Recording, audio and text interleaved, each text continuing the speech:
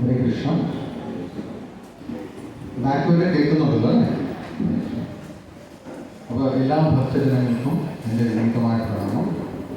ഇന്ന് ഇങ്ങോട്ട് വന്ന് നിങ്ങളുടെയൊക്കെ ഈ അസോസിയേഷൻ എടുക്കുന്നത് എനിക്ക് വളരെ ഒരു സ്പെഷ്യൽ ദിവസമാണ്. പ്രത്യേകിച്ച് ഏകാദശി കൂടിയായിരുന്നു. എല്ലാ ഭക്തന്മാരെയും കാണണം, അതുപോലെ നിങ്ങളുടെ സത്സംഗം എടുക്കാനും അധികമായിട്ടുള്ള ഭാഗ്യം ഇന്ന് സിദ്ധിച്ചു. അപ്പോൾ ഞാൻ എല്ലാ ഭക്തന്മാർക്കും എൻ്റെ പ്രണാമം ഒരിക്കൽ കൂടി അർപ്പിക്കുന്നു. Thank you so much. ജയ രാധാ മാധവ കുഞ്ച Vihari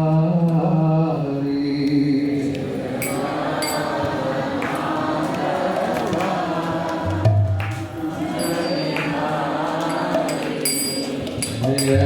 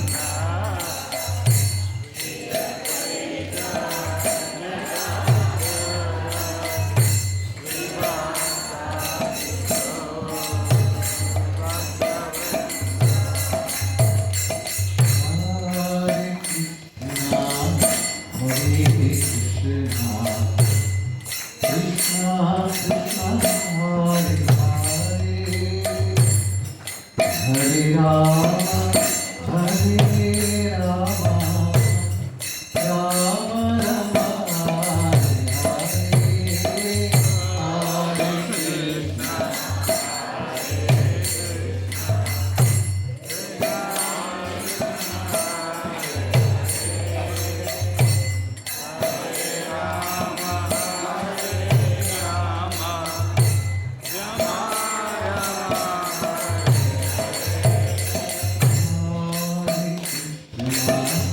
Hare Krishna, Krishna Krishna, Hare Hare, Hare Rama, Hare Rama, Rama Rama, Hare Hare, Hare Krishna,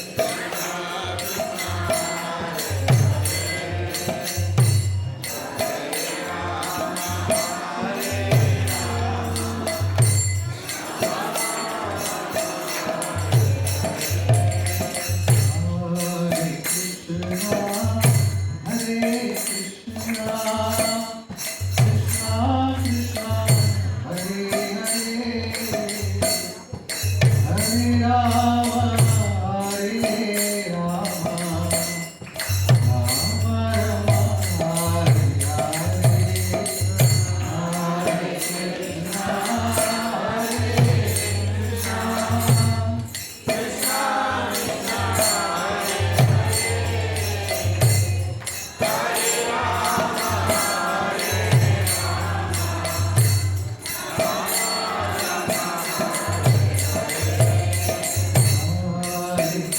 Krishna, Hare Krishna, Krishna Krishna, Hare Hare,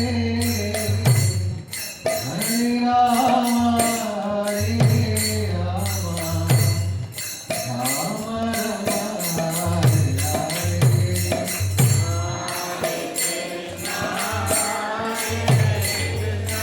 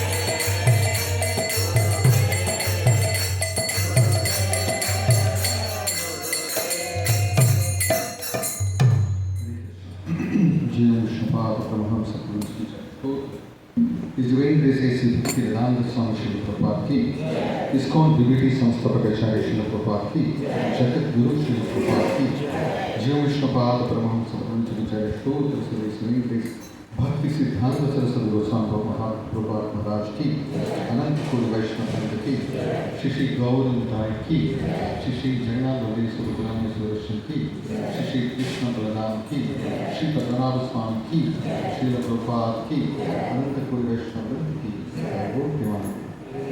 all glories to Sundar Devotees, all glories to Sundar Devotees, all glories and glories and glories to Sundar Devotees. എല്ലാ ഭക്തന്മാർക്കും ഒരിക്കൽ കൂടി സ്വാഗതം. അപ്പോൾ നിങ്ങൾക്ക് എല്ലാവർക്കും എൻ്റെ ഒരു special thanks കൂടി. അപ്പോൾ പലപ്പോഴും ഭക്തന്മാരെ പറയാറുണ്ട്, ആരാണ് കൂടുതൽ ഇമ്പോർട്ടൻസ് കൊടുക്കുക, വരുന്ന ഭക്തന്മാർക്കാണോ അതോ ലെക്ചർ ചെയ്യാൻ വരുന്ന ആൾക്കാർക്കാണോ കൂടുതൽ ഇമ്പോർട്ടൻസ്? ഭക്തന്മാർക്ക് അല്ലേ? കാരണം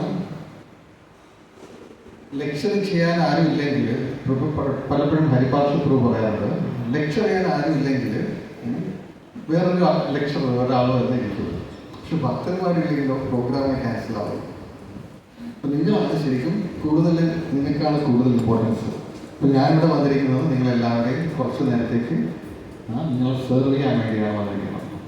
ഹരേ കൃഷ്ണ. അപ്പോൾ ഇന്നത്തെ ഭഗവത്ഗീത നമ്മുടെ സത്സംഗത്തിലേക്ക് എല്ലാവർക്കും ഒരിക്കൽ കൂടി സ്വാഗതം. നമുക്ക് മംഗളാക്ഷരം വെച്ച് സ്റ്റാർട്ട് ചെയ്യാം. ഓം നമോ ഭഗവതേ വാസുദേവായ. ഓം നമോ ഭഗവതേ വാസുദേവായ. ഓം നമോ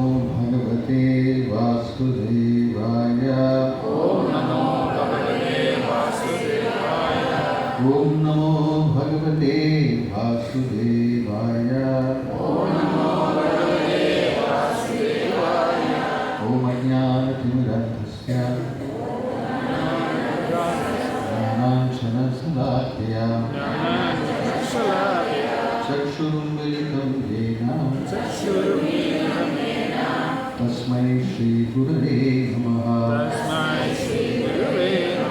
ശ്രീചൈതന്യമനോഭീഷ്ടം സ്ഥാപിതം യേന ഭൂതലേ സ്വയം രൂപാ കദാ മഹ്യം ദദാതി സുതദാന്തികം. വന്ദേഹം ശ്രീഗുരു ശ്രീയുതം വൈഷ്ണവാംശ ശ്രീരൂപം സാഗ്രജാതം സഹഗണ രഘുനാഥാന്വിതം तं सजीवं साद्वैतं सावधूतं परिजनसहितं कृष्णचैतन्यदेवं श्रीराधा कृष्णपादान् सगना श्रीविशाखान्वितांश. हे कृष्णा करुणा सिंधु दीनबंधु जगत्पते गोपेश गोपिका कांदा राधा कांधा नमोस्तुते. तप्त कांचन गौरंगी राधे वृंदावनेश्वरी वृषभानुसुते प्रणमामि हरिप्रिये. वाञ्छाकल्पतरुभ्यश्च कृपासिन्धुभ्येव च पतितानां पावनेभ्यो वैष्णवेभ्यो नमः. जय श्री कृष्ण चैतन्य प्रभु नित्यानंद श्री अद्वैत गदाधर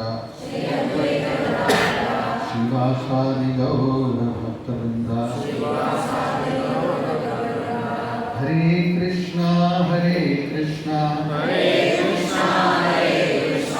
कृष्णा कृष्णा हरे हरे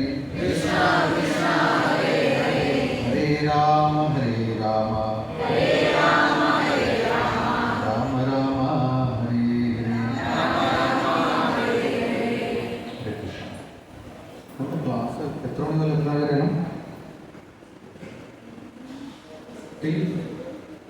130 എത്രയാണ്? 115. ഓക്കെ.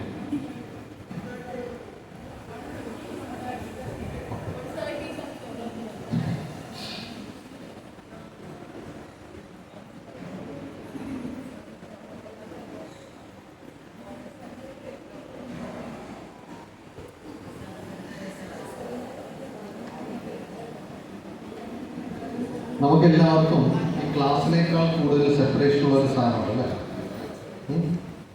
പുസ്തകത്തിനുണ്ട് ഭയങ്കര സെപ്പറേഷനാണ് നമുക്ക് അല്ലേ? അപ്പോൾ നിങ്ങൾ ആ ഒരു സെപ്പറേഷൻ കൂട്ടാൻ ഞാൻ ആഗ്രഹിക്കുന്നില്ല. ഇപ്പോൾ ഭക്തിയിൽ 2 തലങ്ങളുണ്ടെന്ന് എപ്പോഴും പറയാറുണ്ട്. സ്നേഹത്തിന് 2 തലങ്ങളുണ്ട്. ഏതൊക്കെയാണ്? ഒന്ന് സംഭോഗം അല്ലേ? 2 അടുത്തെന്താണ്? ഓക്കെ, സെപ്പറേഷൻ അല്ലേ?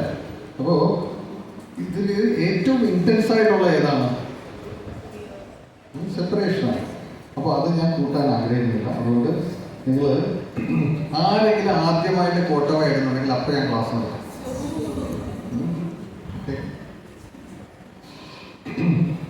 അപ്പോൾ ഇന്നത്തെ ശ്ലോകം ശ്രീമദ് ഭഗവത്ഗീത യഥാരൂപം അധ്യായം 10 ശ്ലോകം 9. മച്ഛിത്താമർഗത പ്രാണ ബോധയന്തഃ പരസ്പരം കഥയന്തശ്ച മാം നിത്യം തുഷ്യന്തി ച രമന്തി ച. മച്ഛിത്താമർഗത പ്രാണ ബോധയന്തഃ പരസ്പരം കഥയന്തശ്ച മാം നിത്യം തുഷ്യന്തി ച രമന്തി ച. മച്ഛിത്താമർഗത പ്രാണ ബോധയന്തഃ പരസ്പരം കഥയന്തശ്ച മാം നിത്യം തുഷ്യന്തി ച രമന്തി ച. നിങ്ങൾ ചൊല്ലാറുണ്ടോ? ഉണ്ടോ? ഇല്ല. ഉണ്ടോ? ചൊല്ലിക്കോളൂ. മച്ഛിത്താമർഗത പ്രാണ ബോധയന്തഃ പരസ്പരം കഥയന്തശ്ച മാം നിത്യം തുഷ്യന്തി ച രമന്തി ച. മച്ഛിത്താമർഗത പ്രാണ ബോധയന്തഃ പരസ്പരം കഥയന്തശ്ച മാം നിത്യം തുഷ്യന്തി ച രമന്തി ച. മച്ഛിത്താമർഗത പ്രാണ ബോധയന്തഃ പരസ്പരം കഥയന്തശ്ച മാം നിത്യം തുഷ്യന്തി ച രമന്തി ച. മച്ഛിത്താമർഗത പ്രാണ മച്ഛിത്താമർഗത പ്രാണ ബോധയന്തഃ പരസ്പരം ബോധയന്തഃ പരസ്പരം കഥയന്തശ്ച മാം നിത്യം തുഷ്യന്തി ച രമന്തി ച. തുഷ്യന്തി ച രമന്തി ച. ഹരേ കൃഷ്ണ. അതിൻ്റെ വിവർത്തനം: എൻ്റെ ശുദ്ധഭക്തന്മാരുടെ ചിന്ത എന്നിൽ കുടികൊള്ളുന്നു. അവരുടെ ജീവിതം തികച്ചും എൻ്റെ സേവനത്തിനായി സമർപ്പിതമായിരിക്കും. എന്നെക്കുറിച്ചുള്ള സംഭാഷണങ്ങളിൽ ഏർപ്പെട്ട് പരസ്പരം ബോധദീപ്തരാവുക വഴി അവർ സംതൃപ്തിയും ആനന്ദവും അനുഭവിക്കുന്നു. ശിലപ്രഭാകരുടെ ഭാവാർത്ഥം: ഇവിടെ വിവരിച്ചിട്ടുള്ള സ്വഭാവത്തോടു കൂടിയ ശുദ്ധഭക്തന്മാർ ഇന്ദ്രിയാതീതമായ പ്രേമത്തോടു കൂടി ഭഗവത് സേവനത്തിൽ തികച്ചും വ്യാപൃതരായിരിക്കും. അവരുടെ മനസ്സുകളെ കൃഷ്ണന്റെ ചരണകമലങ്ങളിൽ നിന്ന് പിന്തിരിപ്പിക്കാൻ കഴിയില്ല. അവരുടെ സംഭാഷണം ആധ്യാത്മികമായ വിഷയങ്ങളെക്കുറിച്ച് മാത്രമായിരിക്കും. ശുദ്ധഭക്തന്മാരുടെ ലക്ഷണങ്ങൾ ഈ ശ്ലോകത്തിൽ പ്രത്യേകിച്ച് വിവരിച്ചിട്ടുണ്ട്. കൃഷ്ണഭക്തന്മാർ ദിവസേന 24 മണിക്കൂർ, എത്ര മണിക്കൂറാണ്? നിങ്ങളെല്ലാം കൃഷ്ണഭക്തരാ? കൃഷ്ണഭക്തരാണ് അല്ലേ? ഇവിടെ പ്രഭാതനെ പറഞ്ഞു കേട്ടോളാം. എന്താണ്? കൃഷ്ണഭക്തന്മാർ ദിവസേനെ 24 മണിക്കൂറും ഭഗവാന്റെ ഗുണങ്ങളെയും ലീലകളെയും കീർത്തിച്ചുകൊണ്ടിരിക്കും. അതെ, ഓക്കെ. കൂടുതൽ നമുക്ക് ശ്രദ്ധിക്കാം. അവരുടെ ജീവനും മനസ്സും സദാ കൃഷ്ണനിൽ മുഴുകിക്കിടക്കുകയാണ്. മറ്റു ഭക്തന്മാരുമായി ഭഗവാനെ പറ്റി ചർച്ച ചെയ്യുന്നതിൽ അവർ ആനന്ദം കണ്ടെത്തുന്നു. ഭക്തിയുടെ സേവനത്തിൻ്റെ പ്രഥമഘട്ടത്തിൽ അതിൽ നിന്ന് ലഭ്യമായ ദിവ്യമായ ആനന്ദത്തെ അവർ ആസ്വദിക്കുന്നു. പരിപക്വ അവസ്ഥയിൽ അവർ ഭഗവത് പ്രേമത്തിൽ സ്ഥിതിച്ചു. ആ അതീന്ദ്രിയ അവസ്ഥയിലെത്തിയവർക്ക് സ്വതാമസ്ഥനായ ഭഗവാന്റെ നിതാന്ത പൂർണ്ണത അനുഭവവേദ്യമാണ്. ആധ്യാത്മിക ഭക്തിയുടെ സേവനത്തെ ജീവാത്മാവിൻ്റെ ഹൃദയത്തിൽ ചെയ്യുന്ന ഒരു ബീജാവാപത്തോടാണ് ശ്രീ ചൈതന്യ മഹാപ്രഭു ഭ്രമിച്ചിരിക്കുന്നത്. ഈ വിശ്വത്തിലെ ഗ്രഹയുഗങ്ങളിലൂടെ സഞ്ചരിച്ചു കൊണ്ടിരിക്കുന്ന ജീവസത്തകൾക്ക് എണ്ണമില്ല. അവരിൽ കുറച്ച് പേർക്ക് ഒരു ശുദ്ധ ഭക്തനെ കണ്ടുമുട്ടാനും അങ്ങനെ ഭക്തിയുടെ സേവനത്തെക്കുറിച്ച് അറിയാനും ഭാഗ്യമുണ്ടാകാറുള്ളൂ. ഒരു വിത്ത് പോലെയാണ് ഈ ഭക്തിയുടെ സേവനം.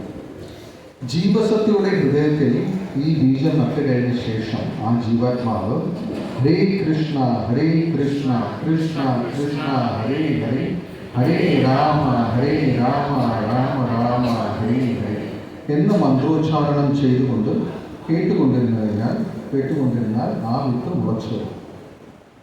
ഒരു വിത്ത് പതിവായി നനച്ചുകൊണ്ടിരുന്നാൽ എന്നതുപോലെ ഭക്തിയുടെ സേവനത്തിൻ്റെ ആധ്യാത്മികമായ ചെടിയിൽ ക്രമേണ വളർന്ന് ഭൗതിക ലോകത്തിൻ്റെ തോട് തുളച്ച് പരവ്യോമത്തിലെ ബ്രഹ്മജ്യോതിസോളം എത്തും.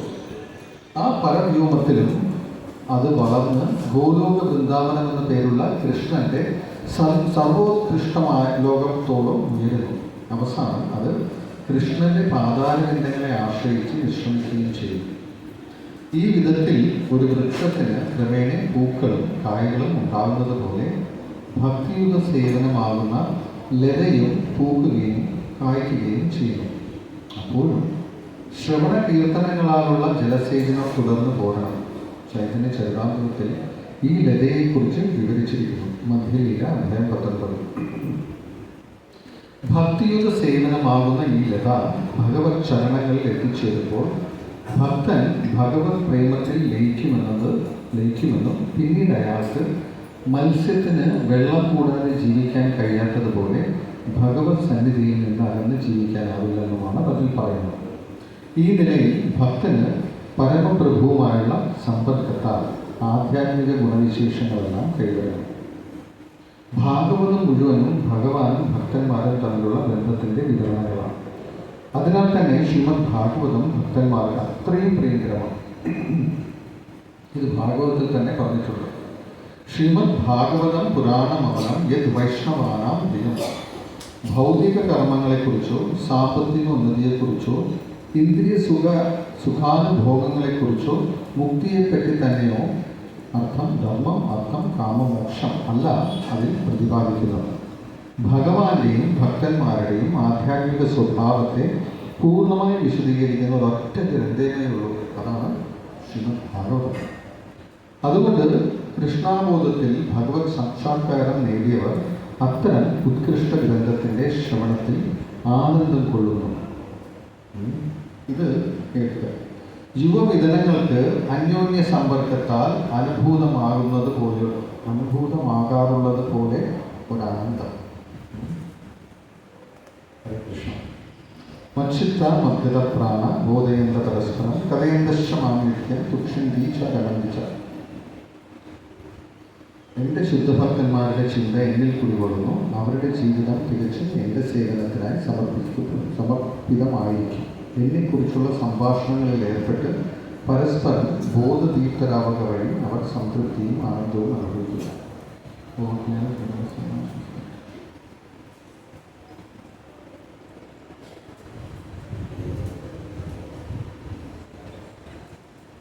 നമോ വിഷ്ണുപദായ കൃഷ്ണകൃഷ്ണായ ശ്രീ നമസ്തേ Saraswati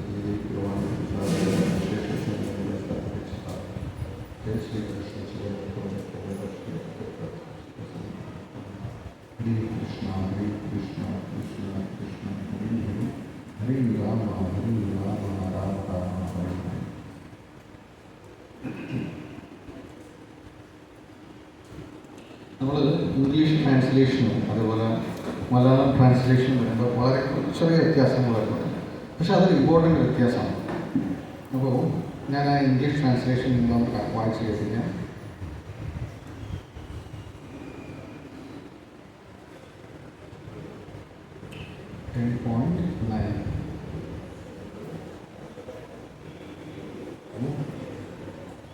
The thoughts of pure devotees dwell in me, their lives are full devoted to my service, and they derive great satisfaction and bliss from always enlightening one another and conversing about me. Enlightening one another and conversing about me. ഇപ്പോൾ ശ്രീല പ്രഭുപാദര് നമുക്ക് ഈ ഭാഗവത്തിൽ ചതുശ്ലോകി ഭാഗവതം ഉള്ളതുപോലെ നമ്മൾ ഭഗവത്ഗീതയുടെ ചതുശ്ലോകിയാണ് അല്ലേ? അപ്പോൾ അതാണ് 10.8, 10.9, 10.10, 10.11.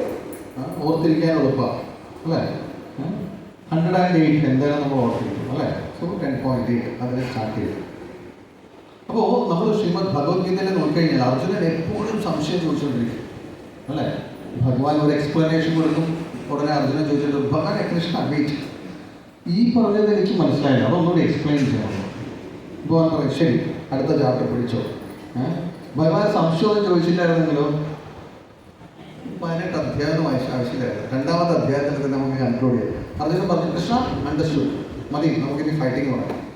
പക്ഷേ അർജുനൻ അങ്ങനെയല്ലായിരുന്നു. അർജുനനെ എല്ലാം അറിയാമെങ്കിലും വീണ്ടും സംശയം. പക്ഷെ ഭഗവത്ഗീതയിൽ ഒരു സ്ഥലത്തെത്തുമ്പോൾ കൃഷ്ണൻ പറഞ്ഞ അർജുന സംശയങ്ങളൊന്നും അധികം പറയുന്നു. അത് ഏത് അധ്യായമാണെന്ന് പറയാം. അവിടെ എത്തിക്കഴിയുമ്പോൾ അർജുനന് സംശയങ്ങൾ അങ്ങോട്ട് മാറും. എങ്ങനെ? അത്രയും നേരം അർജുനൻ ഇച്ചിരി ഈ കോൺട്രഡിക്ടറി ആയിട്ട് കൃഷ്ണ സംസാരിക്കുന്നതോ, ഇങ്ങനെയല്ലല്ലോ നേരത്തെ പറഞ്ഞ് ജ്ഞാനയോഗി എന്ന് പറഞ്ഞു, പിന്നെ ധ്യാനയോഗി എന്ന് പറഞ്ഞു, ഇപ്പം എന്താ ഇങ്ങനെയൊക്കെ പറയണമെന്ന്. പക്ഷേ ഈ അധ്യായത്തിലേക്ക് വരുമ്പോൾ ഈ ചതുശ്ലോകി ഭഗവത്ഗീത അങ്ങോട്ട് കഴിയുമ്പോൾ പിന്നെ അർജുനന് നേരത്തെ ഉണ്ടായിരിക്കുന്ന പോലെ സംശയമാണ്. സോ അതുകൊണ്ട് തന്നെ ഈ ഭഗവത്ഗീതയുടെ ഈ 10.8 മുതൽ 8, 9, 10, 11 ഇത് വളരെ ഇമ്പോർട്ടൻറ്റ് ശ്ലോകമാണ്. വേറെ ഒരു ശ്ലോകവും അറിയില്ലെങ്കിലും നമ്മൾ ഈ 4 ശ്ലോകവും നമുക്ക് മനസ്സിലാക്കിയിരിക്കണം. ഇപ്പോൾ ഇതിന് മുന്നത്തെ ശ്ലോകം എന്തായിരുന്നു? ഭഗവാൻ പറയണം, നിങ്ങൾക്കൊരു കാര്യം അറിയാമോ? രഹസ്യമായിട്ട് പറയും, അഹം സർവസ്യ പ്രഭോ മത്ത സർവ പ്രവർത്തത. ഈ കാണുന്നതിൻ്റെ എല്ലാത്തിൻ്റെയും ഉറവിടം ഞാനാണ്. കൃഷ്ണ പറയുക. ആൾക്കാർക്ക് പലപ്പോഴും പല വ്യത്യാസമായിട്ടുള്ള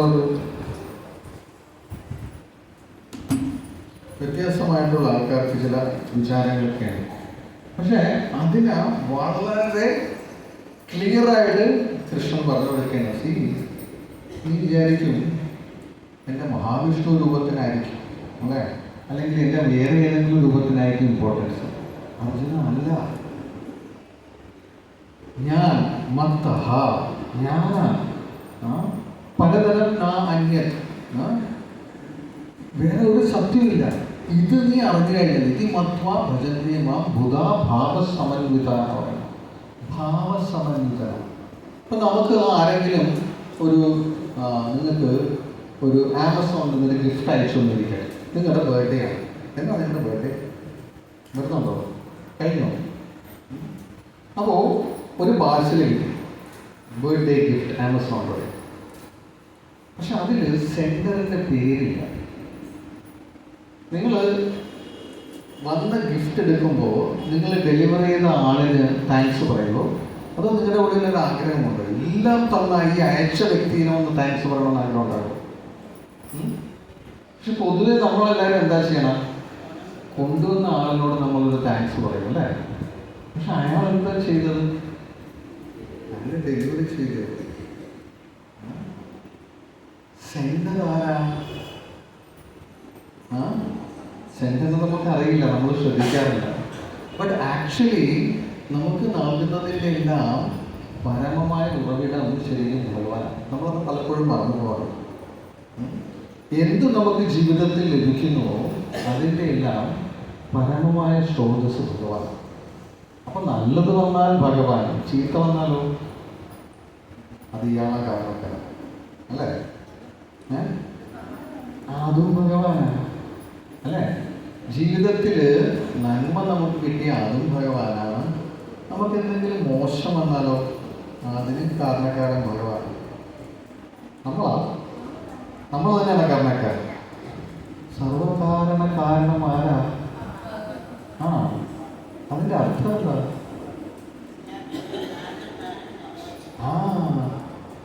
എനിക്ക് മോശം വരും. നമ്മളെല്ലാവരും ആലോചിക്കുന്നത് എങ്ങനെയാണ്?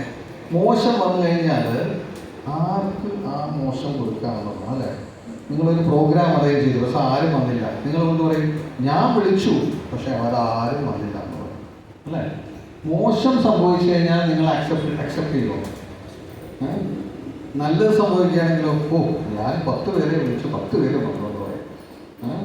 അപ്പോൾ നമ്മൾ ക്രെഡിറ്റ് എടുക്കും നല്ലത് കിട്ടുമ്പോൾ അല്ലേ? അതുകൊണ്ടാണ് പലപ്പോഴും ആൾക്കാരെ പറയേണ്ടത് ഇപ്പോഴാണ്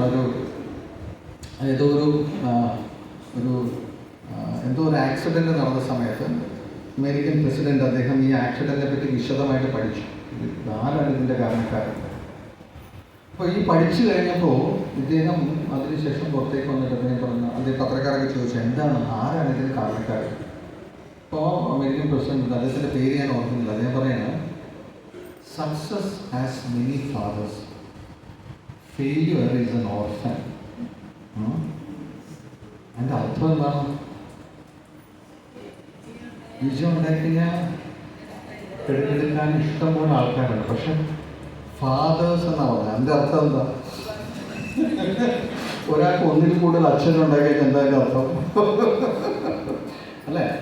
അപ്പോൾ ഇതേപോലെ പക്ഷേ ആക്ച്വലി നമുക്ക് ജീവിതത്തിൽ ഓരോ കാരണങ്ങളും നമുക്ക് ജീവിതത്തിൽ സംഭവിക്കുമ്പോൾ ഭഗവാന് ചില ലക്ഷ്യങ്ങളുണ്ട് അത് സംഭവിക്കും നമ്മുടെ ജീവിതത്തിൽ. എന്താണ് ഭഗവാന്റെ ലക്ഷ്യം എന്ന് ചിലപ്പോൾ നമുക്ക് ഇപ്പോൾ മനസ്സിലാകും, പക്ഷെ കുറച്ച് നാൾ കഴിയുമ്പോൾ നമുക്ക് മനസ്സിലാവും ഭഗവാൻ അങ്ങനെ ചെയ്തത് നന്നായി. അത് നമുക്ക് പിന്നീട് മനസ്സിലാവും. ഇപ്പോൾ ഭഗവാൻ അഹം സർവസ്യ പ്രഭുവാന്ന് കേട്ടു. ഇനി ഭഗവാൻ പറയുന്നത് ഭക്തന്മാരുടെ ലക്ഷണങ്ങളാണ്. എങ്ങനെയാണ് ഭക്തന്മാരെ നമുക്ക് മനസ്സിലാക്കാൻ പറ്റണം? എങ്ങനെ മനസ്സിലാക്കാൻ പറ്റും ഭക്തന്മാരെ കണ്ടു കഴിഞ്ഞാൽ? എന്താണ് ഭക്തന്മാരുടെ ലക്ഷണം? ഭഗവാനെ പറ്റി പറയും. ലക്ഷണങ്ങൾ 2 ഉണ്ട്. ഒന്ന് പ്രത്യക്ഷം നമുക്ക് കാണാം, തിലകമൊക്കെ ഉണ്ടാവും, നല്ല ധോത്തിയൊക്കെ കൊടുത്തിരിക്കും, വളർന്ന തിളങ്ങുന്ന എന്താണ് ജുബയൊക്കെ ഇടും. ഇതൊക്കെ കണ്ടു കഴിഞ്ഞാൽ നമുക്ക് കാണാം. കയ്യിലൊരു ചാൻഡിങ് മാലയും കാണും അല്ലേ, ഒരു ബാഗ് കാണും. ഇതൊരു ലക്ഷണം. ഇതല്ലാതെ വേറൊരു ലക്ഷണം പ്രത്യക്ഷം കാണാത്തൊരു ലക്ഷണമാണ്. എന്താണ്? എപ്പോഴും അവർ ഭഗവാനെ പറ്റി സംസാരിച്ചിട്ടില്ല. ഇപ്പം ഞങ്ങൾ ഈ ഇടയ്ക്ക് തൃശ്ശൂർ നമ്മുടെ സൗത്തൂരിൽ നിന്നാണ് അവിടെ രഥയാത്രയ്ക്ക് പോയപ്പോൾ അവിടെ ഒരു മാതാജിയെ കണ്ടു. നിങ്ങൾക്ക് എല്ലാവർക്കും അറിയാം മാതാജി. അപ്പോൾ മാതാജി ഞങ്ങളോട് പറയായിരുന്നു. അപ്പോൾ മാതാജി പറയണം, മാതാജിക്ക് ആൾക്കാരോട് സംസാരിക്കുന്ന ഇഷ്ടമാണ്. ഗുരുവായൂരപ്പൻ്റെ വളരെ അടുത്ത ആളാണ്. എനിക്ക് ആൾക്കാരോട് സംസാരിക്കും, ഈവൻ റിലേറ്റീവ്സിൻ്റെ അടുത്ത് പോലും സംസാരിക്കാൻ ഇഷ്ടമാണ്. പക്ഷെ ഞങ്ങൾ മാതാജിയോട് പറഞ്ഞു, മാതാജി കുറച്ച് നേരം ഇരിക്കുകയല്ലേ, നമുക്കൊരു 15-20 മിനിറ്റ് സമയമുണ്ട്. മാതാജി ഈ ശ്രീമദ് ഭാഗവതം എടുത്തു. മാതാജി എടുത്തിട്ട് മാതാജി നിർത്താൻ പറ്റില്ല. ഓരോ ശ്ലോകങ്ങൾ മാതാജി ഒരു ശ്ലോകം പറയുമ്പോൾ നമ്മൾ പറയും അടുത്ത ശ്ലോകം, അപ്പോൾ മാതാജി അടുത്ത ശ്ലോകം. മാതാജിക്ക് നിർത്താൻ പറ്റുന്നില്ല. ഭഗവാനെ പറ്റി പറയുമ്പോൾ മാതാജിക്ക് നിർത്താൻ പറ്റില്ല. അപ്പോൾ ഭക്തന്റെ ലക്ഷണമില്ല. ഭക്തന്മാരെ ഭഗവാനെ പറ്റി പറയുമ്പോൾ അവരൊരിക്കലും അവർക്ക് നിർത്താൻ പറ്റില്ല. അപ്പോൾ നമ്മൾ ഭക്തന്മാരെ കുറ്റം പറഞ്ഞിട്ട് കാര്യമില്ല. നമ്മൾ പറയും 1 മണി വരെയാണ് ക്ലാസ് ഉണ്ട്, പക്ഷെ ആൾക്കാർ 1:30 വരെ ചിലപ്പോൾ ക്ലാസ് എടുത്തിട്ടില്ല. അപ്പോൾ നമ്മൾ വിചാരിച്ച ഈ പ്രഭുവിന് സമയം അറിയില്ലേ വിചാരിച്ചു. അപ്പം ഇത് മച്ചിത്ത മദ്ഗത പ്രാണം. ചിത്ത എന്ന് പറഞ്ഞു കഴിഞ്ഞാൽ നമുക്കറിയാം മനസ്സ്. അവരെന്താ ചെയ്യുന്ന? ഭക്തന്മാരുടെ ചിത്തം മുഴുവനും ഭഗവാനാണ്. എന്താണ് ചിത്തം? മനസ്സ് അല്ലേ? ആക്ച്വലി മനസ്സ് അതാണെങ്കിൽ നമുക്കൊരു ഇംഗ്ലീഷിൽ മൈൻഡ് എന്നുള്ള രീതിയിൽ പറയാം. But okay, let's accept it മച്ചിത്ത. പ്രാണ എന്ന് പറഞ്ഞാൽ എന്താണ്? മദ്ഗത പ്രാണം. നീ എൻ്റെ പ്രാണനാണ് എന്നൊക്കെ പറയാറില്ലേ? നീ എൻ്റെ ജീവനാണ്. പ്രാണനും ജീവനും തമ്മിൽ എന്താ വ്യത്യാസം? രാധാകൃഷ്ണ പ്രാണമോര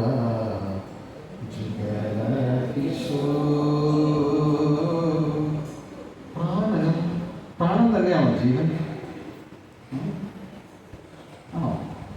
നമ്മൾ പറയല്ലേ, നീ എൻ്റെ ജീവന്റെ ജീവനാണ്, നീ എൻ്റെ പ്രാണനാണ്, പ്രാണനാഥ എന്നൊക്കെ പറയാറുള്ളത് അല്ലേ? എന്താ അർത്ഥം? ഇപ്പൊ നമ്മുടെ ഹനുമാന ഒരിക്കലും നിങ്ങൾ കേട്ടിട്ടുണ്ടല്ലോ അല്ലേ? ഹനുമാന ഇന്ദ്രൻ വജ്രായുധം കൊണ്ടൊരു വെട്ടുകൊടുത്തു അല്ലേ? എന്തിനാ വെട്ടുന്നത്? റീസൺ എന്തായിരുന്നു? സൂര്യനെ പോയി പിടിക്കാൻ നോക്കി അല്ലേ? അപ്പൊ വായുദേവൻ എന്ത് ചെയ്തു? വായു എന്ത് ചെയ്തെന്ന് വെച്ച് കഴിഞ്ഞാൽ വായു അങ്ങ് സ്റ്റോപ്പ് ചെയ്തു, പ്രാണനെ വലിച്ചു. പ്രാണനെ വലിച്ചു കഴിഞ്ഞപ്പോൾ എന്ത് സംഭവിച്ചു? ദേവന്മാർക്ക് പോലും അവർക്ക് ശ്വസിക്കാൻ പറ്റുന്നില്ല. അപ്പം ജീവവായുവല്ല പ്രാണൻ, അതിനേക്കാൾ കുറച്ചുകൂടി സട്ടിലായിട്ടുള്ള ഒരു സാധനം.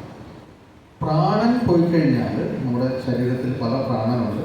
പ്രാണൻ നശിച്ചു കഴിഞ്ഞാൽ, അല്ലെങ്കിൽ ശരീരത്തിൽ നിന്ന് വിട്ട് കഴിഞ്ഞാൽ പിന്നെ നമുക്ക് നമ്മുടെ കഥ കഴിഞ്ഞു, ശരീരം വേർപെട്ടു.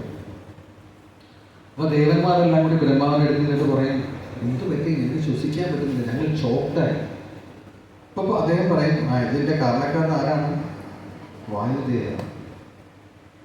അപ്പോൾ വായുദേവൻ എന്ത് ചെയ്തു? പ്രാണനെ ഉള്ളിലേക്ക് വലിച്ചു. അതുകൊണ്ടാണ് ആൾക്കാർ ചില ഈ മാധവ സമ്പ്രദായത്തിലുള്ള ആൾക്കാർ പറയും, ഹനുമാൻ അദ്ദേഹം പ്രാണന്റെ നാഥനാണ് എന്ന് പറയും. അപ്പോൾ പ്രാണൻ എന്ന് പറഞ്ഞു കഴിഞ്ഞാൽ ഏത് സമയമാണോ പ്രാണൻ ശരീരത്തിൽ നിന്ന് വേർപെടുന്നത് ആ സമയത്ത് നമ്മുടെ ആത്മാവും ശരീരത്തിൽ നിന്ന് പോകും. ഇവരുടെ പ്രാണൻ മുഴുവൻ എന്തായിരിക്കും? ഭക്തന്മാരുടെ മദ്ഗത. ഗത എന്ന് പറഞ്ഞു കഴിഞ്ഞാൽ പോവുക, ഗോ എന്നൊക്കെയാണ്. അവരുടെ പ്രാണൻ എപ്പോഴും ഭഗവാനിലാണ് നിൽക്കുന്നത്. മദ്ഗത പ്രാണൻ. എന്നിട്ട് അവരെന്ത് ചെയ്യും? ബോധയന്ത പരസ്പരം. എപ്പോഴും അവർ ഭക്തന്മാരെ കാണുമ്പോൾ അവർ പരസ്പരം ഭഗവാനെ പറ്റി അവർ പ്രകടിപ്പിച്ചുകൊണ്ടിരിക്കും. കഥയന്തമാം നിത്യം തുഷ്യന്തീച്ച രമന്തീച്ച. ഇത് ചെയ്യുന്നതുകൊണ്ട് ഇവർക്ക് എന്താ ഒരു രസം? എന്തെങ്കിലും ഗുണമുണ്ടോ ഇവർക്ക്? ഭഗവാന്റെ കഥകൾ പറയുന്നതുകൊണ്ട് എന്തെങ്കിലും ഗുണമുണ്ടോ? ഭയങ്കര രസാത്രേ. തുഷ്യന്തീച്ച രമന്തിച്ച. ഒന്ന് ആലോചിച്ച് നോക്കിയേ. നമുക്ക് ശാരീരികമായിട്ടുള്ളൊരു സുഖമുണ്ട്. ഓക്കെ, നമുക്കൊരു നല്ല ഒരു ഗുലാബ് ജാമുന അല്ലെങ്കിൽ ലഡ്ഡുവൊക്കെ കഴിക്കുമ്പോൾ ശരീരത്തിനൊരു സുഖം കിട്ടും.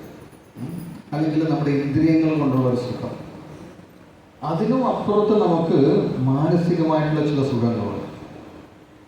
അതിനും ഹയറായിട്ട് നമുക്ക് ഇൻ്റലിജൻസ് ലെവലിൽ ഒരു സുഖം കിട്ടും. നാളെ നിങ്ങൾക്ക് ഫിസിക്സിൻ്റെ എന്താണ് ഒരു നോബൽ സമ്മാനം കിട്ടുന്നു എന്ന് പറഞ്ഞു കഴിഞ്ഞാൽ ഇൻ്റലിജൻസ് അല്ലേ, അതിന് കിട്ടുന്ന സുഖമാണ്. അതിനും അപ്പുറത്തുള്ളൊരു സുഖം അത് ആത്മാവിൻ്റെ അവസ്ഥയിലുള്ള സുഖമാണ്. അപ്പോൾ ഹയറായിട്ട് ഏറ്റവും കൂടുതൽ സുഖം ലഭിക്കുന്ന ആർക്കാണ്? ഇന്ദ്രിയങ്ങൾ കൊണ്ട് സുഖിക്കുന്നവർക്ക് വളരെ തുച്ഛമായിട്ടുള്ള സുഖം ലഭിക്കുള്ളൂ. പക്ഷെ ഇന്ന് നമ്മളെല്ലാവരും എന്താ ചെയ്യാൻ നോക്കുന്നത്?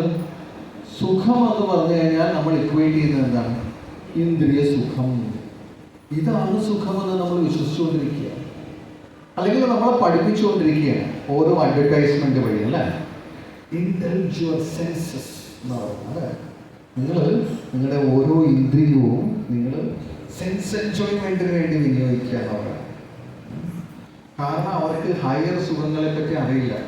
അതുകൊണ്ട് അവർ മാർക്കറ്റ് ചെയ്യുന്ന മൊത്തം ലോവർ സുഖങ്ങളാണ്. ഇത് മാർക്കറ്റ് ചെയ്യാൻ ലോകത്തിൽ ഒരൊറ്റ ഓർഗനൈസേഷൻ അറിയാവുള്ളൂ. എന്താണ്? ഹയർ സുഖങ്ങളെ പറ്റി അല്ലേ? Higher taste. ചില പ്രഭുപാദര് അവിടെ നമ്മുടെ എന്താണ് US പോയി കഴിഞ്ഞപ്പോൾ ഭക്തന്മാരെല്ലാവരും ശ്രീല പ്രഭുപാദയുടെ പുറകെ പോയി. അപ്പോൾ ന്യൂസ് റിപ്പോർട്ടേഴ്സൊക്കെ വന്നിട്ട് ഇവരോട് ചോദിച്ചു, സ്വാമിജി, അങ്ങയുടെ ഭക്തന്മാർ, അങ്ങയുടെ ഡിസൈപ്പിൾസിന് എവിടുന്ന് എത്ര സുഖം കിട്ടുന്നത്? ഈ സുഖം തന്നെയല്ലേ ആൾക്കാർ മയക്കുമരുന്ന് അടിച്ചിട്ട് അവർക്ക് കിട്ടുന്ന സുഖം? ഇന്നുമുണ്ട് US അവർ പറയുന്നത് വെച്ച് കഴിഞ്ഞാൽ ഡ്രഗ്സ് അടിച്ചു കഴിഞ്ഞാൽ അവർക്കും ആത്മീയമായിട്ട് അനുഭൂതി കിട്ടുമല്ലോ. പ്രഭാത പറയും, ഇല്ല, അതിനേക്കാൾ ഹയറാണ് ആധ്യാത്മികമായ സുഖം. അപ്പോൾ പത്രക്കാർ ചോദിച്ചു, അതെങ്ങനെ സ്വാമിജിക്ക് അറിയാം? സ്വാമിജി ഡ്രഗ്സ് യൂസ് ചെയ്തിട്ടുണ്ടോ? കുഴപ്പിക്കുന്ന ചോദ്യം അല്ലേ? പ്രഭാത കാപ്പി പോലും പിടിച്ചിട്ടില്ല, പിന്നെ എങ്ങനെ അറിയാം? പ്രഭാത അല്ലേ? പ്രഭാതയ്ക്ക് എന്താണ് ഈ ഡ്രഗ്സ് അടിച്ചാലുള്ള സുഖം പ്രഭാതയ്ക്ക് അറിയില്ല.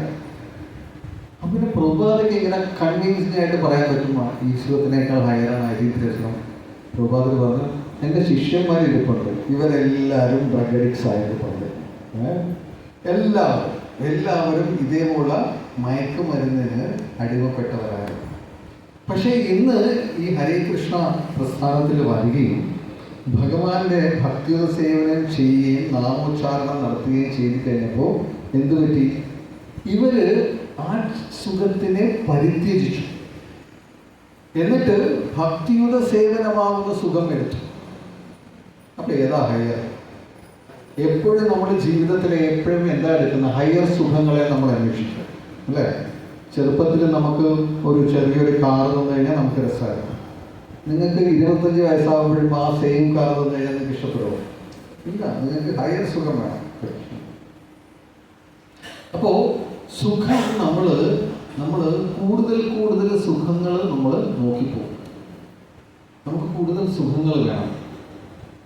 പക്ഷെ ഏത് സുഖം അന്വേഷിച്ച് പോയാലും ആ സുഖത്തിന് ഒരു ദിവസം ഒരു പരിമിതിയുണ്ടാകും. ഒരു സുഖത്തിന് മാത്രം ഒരിക്കലും വറ്റാത്ത ഒരു സുഖമുണ്ട്. ആ സുഖത്തിനെ എന്ന് പറയും ആനന്ദാംബുതി വർദ്ധനം പ്രതിപദം പൂർണ്ണാമൃതാസ്വാദനം. ഈ സുഖം നിങ്ങൾ എത്രത്തോളം ആസ്വദിക്കാൻ ശ്രമിച്ചാലും ആ സുഖം കൂടിക്കൊണ്ടേയിരിക്കും. അപ്പോ യഥാർത്ഥ സുഖാന്വേഷികൾ നമ്മൾ എന്തിനെ ആശ്രയിക്കേണ്ടത്? അങ്ങനെയാണെങ്കിൽ എനിക്ക് ആ സുഖം മതി. മഹർഷിമാർ വിചാരിക്കും, ഞാൻ ആ സുഖത്തിനെ ആസ്വദിക്കാൻ ആഗ്രഹിക്കുന്നു. ഈ രാജാക്കന്മാരൊക്കെ അവർ കുറേ വർഷങ്ങൾ അവർ രാജ്യം ഭരിച്ചു കഴിയുമ്പോൾ അവർക്ക് മനസ്സിലാവും ഇതൊന്നുമല്ല യഥാർത്ഥ സുഖം. അവർ ഹയർ സുഖങ്ങളെ അന്വേഷിച്ചു പോകും. അപ്പോൾ ഇങ്ങനെ ഭഗവാന്റെ കഥകളെ പറ്റി പറയുമ്പോഴും ഭഗവാന്റെ ലീലകളെ പറ്റി പറയുമ്പോഴും ഇവർക്ക് വളരെയധികം സുഖം ലഭിക്കും. അവരെന്ത് ചെയ്യും? ആ സുഖം മറ്റുള്ളവർക്കും നൽകാൻ തുടങ്ങും. തുഷ്യന്തീച്ച രമന്തീച്ച. ഇപ്പോൾ കൊടുക്കുകയും ആ കൊടുക്കുന്നതിലൂടെ അവർക്ക് കൂടുതൽ ആസ്വദിക്കാൻ പറ്റും. ഇതിനെ നമ്മൾ വേറൊരു വാക്കിൽ നമുക്ക് പറയാം പ്രീച്ചിങ് എന്ന് പറയാം അല്ലേ? പ്രീച്ചിങ് എന്ന് പറഞ്ഞാൽ എന്താണ്? ഭഗവാന്റെ കാര്യങ്ങൾ നമ്മൾ വേറൊരാൾക്ക് പറഞ്ഞു കൊടുക്കുന്നു. ആധ്യാത്മിക ലോകത്തിൽ എല്ലാം ഉണ്ട്. എന്തെങ്കിലും ആധ്യാത്മിക ലോകത്തിൽ ഇല്ലാത്തതുണ്ടോ? ഏതെങ്കിലും ഒരു വസ്തു ആധ്യാത്മിക ലോകത്തിൽ കേട്ടില്ല? ദുഃഖമില്ല. ഓക്കെ, ആധ്യാത്മിക ലോകത്ത് ദുഃഖമില്ല. പക്ഷെ അതൊരു നല്ല കാര്യമല്ല. ആധ്യാത്മിക ലോകത്ത് ദുഃഖങ്ങളില്ല, കാര്യം അവിടെ സുഖങ്ങൾ മാത്രമേ ഉള്ളൂ. പക്ഷെ ആധ്യാത്മിക ലോകത്ത് ചെയ്യാൻ പറ്റാത്ത ഒരു സേവനം ഭൗതിക പ്രപഞ്ചത്തിലുണ്ട്. ഈ ഒരു സേവനം ആധ്യാത്മിക ലോകത്തില്ല. ഒരൊറ്റ സേവനമേ ഭൗതിക ലോകത്തുള്ളൂ. ആധ്യാത്മിക ലോകത്തില്ലാത്തൊരു സേവനം എന്തായിരിക്കും? പ്രീച്ചിങ്. പ്രീച്ചിങ് ആധ്യാത്മിക ലോകത്തിൽ. എന്തുകൊണ്ടാണ്? അവിടെ എല്ലാവരും തികഞ്ഞ കൃഷ്ണബോധമുള്ളവരാണ്. അതുകൊണ്ടാണ് ഭക്തന്മാർ ഈ ഭൗതിക ലോകത്തിലേക്ക് വന്നിട്ട് അവർ പ്രീച്ചിങ് ചെയ്യുന്നത്. എന്തുകൊണ്ടാണ്? അതിവിടെ ചെയ്യാൻ പറ്റുള്ളൂ. അപ്പോൾ ഭഗവാന്റെ ഏറ്റവും പ്രിയപ്പെട്ട ഭക്തന്മാർ അവർ ഭൗതിക ലോകത്തിലേക്ക് വന്നിട്ട് ആൾക്കാരെ പ്രീച്ച് ചെയ്ത് തിരിച്ച് ഭഗവാന്റെ അടുത്തേക്ക് കൂട്ടിക്കൊണ്ടു പോകണം. ഇതാണ് പ്രീച്ചിങ്ങിൻ്റെ ഏറ്റവും വലിയ സ്പെഷ്യൽ അതിന് സ്പെഷ്യൽ എന്താ പറയുക ഒരു പരിഗണന നൽകിയിരിക്കുന്നത്. കുറേ വർഷങ്ങൾക്ക് മുന്നേ ഒരു ഭക്തൻ അദ്ദേഹം ഗൾഫിലായിരുന്നു. അപ്പോൾ അദ്ദേഹം കുറേ സത്സംഗങ്ങൾ കിട്ടി. അയാൾ തിരിച്ച് കേരളത്തിൽ വന്നു. കേരളത്തിൽ വന്നു കഴിഞ്ഞപ്പോൾ അദ്ദേഹത്തിന് ഒരു ഭക്തിയുത സേവനത്തിൻ്റെ ടേസ്റ്റ് നഷ്ടപ്പെടുന്നു തോന്നി. അപ്പോൾ അദ്ദേഹം വിചാരിച്ചു ചിലപ്പോൾ ഞാൻ ചെയ്യുന്ന ജപം കുറവായിരിക്കും. 16 മാല ചെയ്യുന്നതിന് പകരം ഞാൻ 32 മാല ചെയ്ത് നോക്കാമെന്ന് വിചാരിച്ചു. അപ്പോൾ ഒരു ടെസ്റ്റാണല്ലോ അല്ലേ. അപ്പോൾ അദ്ദേഹം 32 മാല ചെയ്യിക്കാൻ തുടങ്ങി. എന്നിട്ടും അദ്ദേഹത്തിന് ഒരു രസം തോന്നുന്നില്ല. എന്തോ ഒരു കുറവ് നഷ്ടപ്പെട്ടു. അദ്ദേഹം വിചാരിച്ചു എന്നാൽ പിന്നെ ഞാൻ എല്ലാ ആരതിയും ചെയ്യാം. നമ്മൾ ആഴ്ചയിൽ ഒരു ദിവസമായിരിക്കും നമ്മൾ എല്ലാ ആരതിയും ചെയ്യണം. ഗുരുപൂജ, തുളസി പൂജ എല്ലാം ചെയ്യണം. അദ്ദേഹം വിചാരിച്ചു ചിലപ്പോൾ അതും ഞാൻ ചെയ്തു നോക്കാം. അങ്ങനെ അദ്ദേഹം ചെയ്തു. എല്ലാ ദിവസവും അദ്ദേഹം എല്ലാ ആരതിയും ചെയ്യാൻ തുടങ്ങി. അതിനുശേഷവും അദ്ദേഹത്തിന് ഒരു സുഖം ലഭിക്കുന്നില്ല. അപ്പം അദ്ദേഹം ആലോചിച്ച് എന്തായിരിക്കും കാരണം. അദ്ദേഹം വിചാരിച്ചു എന്നാൽ ഞാനൊന്ന് പ്രീച്ചിങ് സ്റ്റാർട്ട് ചെയ്യാം. അങ്ങനെ അദ്ദേഹം തൻ്റെ കുടുംബത്തിലുള്ള കുറേ ആൾക്കാരെയൊക്കെ വിളിച്ചിട്ട് അദ്ദേഹം ക്ലാസ് എടുക്കാൻ തുടങ്ങി. സ്ഥിരമായി ക്ലാസ് എടുക്കാൻ തുടങ്ങി കഴിഞ്ഞപ്പോൾ അദ്ദേഹത്തിൻ്റെ ആ ഒരു ഇൻകംപ്ലീറ്റ്നെസ് ഫീലിംഗ് ഉണ്ടല്ലോ, അത് മാറി. അപ്പോൾ ഭഗവാന് ഏറ്റവും പ്രിയങ്കരമായിട്ടുള്ള ഒരു വസ്തു എന്താണെന്ന് വെച്ച് കഴിഞ്ഞാൽ നമ്മൾ ഭഗവാനെ കുറിച്ചുള്ള കാര്യങ്ങൾ മറ്റുള്ളവർക്ക് പറഞ്ഞു കൊടുക്കുന്നത് അത് ഭഗവാന് ഭയങ്കര പ്രിയങ്കരമാണ്. ഏത് വ്യക്തി ആ പ്രീച്ചിങ്ങിൽ ഏർപ്പെടുന്നോ അവർക്ക് ജീവിതത്തിൽ വളരെയധികം സുഖം ലഭിക്കുകയും ചെയ്യും. അപ്പം ഇതൊരു ട്രെയിനിങ്ങാണ്. നമ്മുടെ പ്രീച്ചിങ് എന്ന് പറഞ്ഞാൽ നമുക്കൊരു ട്രെയിനിങ്ങാണ്. യഥാർത്ഥ ഭക്തന്മാർക്ക് അതൊരു ഒരു നാച്ചുറലായിട്ടുള്ള ഒരു കഴിവാണ്. നാച്ചുറലായിട്ട് അവർ അനുഷ്ഠിക്കുന്നതാണ്. തുഷ്യന്തിച്ച. പക്ഷെ നമ്മളെ സംബന്ധിച്ചിടത്തോളം പ്രീച്ചിങ് എന്ന് പറഞ്ഞാൽ നമ്മുടെ ഒരു ട്രെയിനിങ്ങാണ്.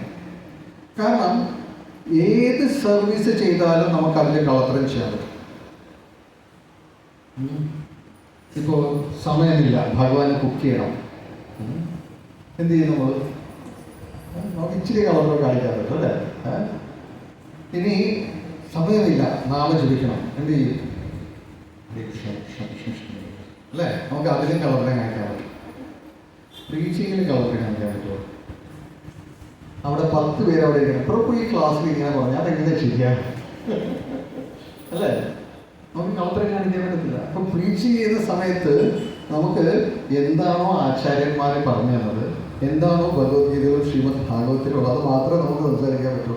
അപ്പോൾ കംപ്ലീറ്റ്ലി നമ്മളുടെ അവബോധം നമ്മൾ ഭഗവാനെ പറ്റി സംസാരിക്കുമ്പോൾ നമ്മുടെ അവബോധം പൂർണ്ണമായിട്ട് നമ്മൾ 100% നമുക്ക് അവിടെ ഉണ്ടാവും. ഇപ്പോൾ ശില പ്രഭുപാദർ പ്രീച്ചിങ്ങിന് അതുകൊണ്ടാണ് വളരെയധികം പ്രാർത്ഥന നടത്തിയത്. അപ്പോൾ ഒരു ഭക്തൻ അദ്ദേഹത്തിൻ്റെ ഒരു എക്സ്പീരിയൻസ് പറഞ്ഞാണ്. അപ്പോൾ ആ ഭക്തൻ ഒരിക്കൽ ഈ കൃഷ്ണ ബുക്ക് കണ്ടിട്ടുണ്ടല്ലോ അല്ലേ. അപ്പോൾ പണ്ട് കൃഷ്ണ ബുക്കിൻ്റെ ബാക്കിൽ പ്രഭുപാദയുടെ ഒരു ഫോട്ടോ വെച്ചിട്ടുണ്ടായിരുന്നു. ആ ഫോട്ടോ എന്ന് പറഞ്ഞു കഴിഞ്ഞാൽ പ്രഭുപാദ ഇങ്ങനെ ഒരു പൂവ് ഇങ്ങനെ സ്മെൽ ചെയ്യുന്ന ഒരു ഫോട്ടോ ആയിരുന്നു. ആ ഫോട്ടോ എൻ്റെ ഭാഷകളുടെ വ്യത്യാസമുണ്ട് കേട്ടോ. സമയത്ത് കൂട്ടി വെച്ചിരിക്കുക ടീച്ചേഴ്സിനുള്ള നോക്കായിരിക്കല്ലോ. നമ്മൾ ഈ കഥ വന്നിട്ട് നിർത്താം.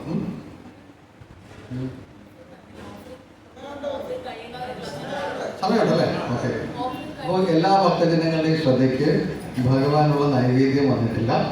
അതുകൊണ്ട് നമുക്ക് ക്ലാസ് കണ്ടിന്യൂ ചെയ്യാം. ഇപ്പോൾ എവിടെ നമ്മൾ പറഞ്ഞ ഏത് കഥയാണ് നമ്മൾ പറയാൻ പറഞ്ഞ കൃഷ്ണ ബുക്കിൻ്റെ അല്ലേ. അപ്പോൾ കൃഷ്ണ ബുക്കിൻ്റെ ബാക്കിൽ പ്രഭുപാദയുടെ ഒരു ഫോട്ടോ ഉണ്ട്. ആ ഫോട്ടോ എന്ന് പറഞ്ഞു കഴിഞ്ഞാൽ പ്രഭുപാദ ഒരു പൂവ് എടുത്തിട്ട് ഇങ്ങനെ സ്മെൽ ചെയ്യുന്ന ഫോട്ടോ. അപ്പോൾ ഈ ഫോട്ടോ കണ്ടപ്പോൾ ഒരു വ്യക്തി ഈ ഫോട്ടോ കണ്ടിട്ട് ഇങ്ങനെ പറഞ്ഞു അദ്ദേഹം ഒരു ശൈവൈറ്റാണ്, ഒരു മഹാദേവനെ ആരാധിക്കുന്ന ഒരു വ്യക്തിയാണ്. പക്ഷെ അദ്ദേഹത്തിന് ഈ എന്താണ് ഈ പറയുന്ന ഒരു പേര്, ഒരു സയൻസ് ഉണ്ടായിരുന്നു, ലക്ഷണശാസ്ത്രമാണ്. അപ്പോൾ ഇതിൽ അതീവ നൈപുണ്യമുള്ള വ്യക്തിയാണ്.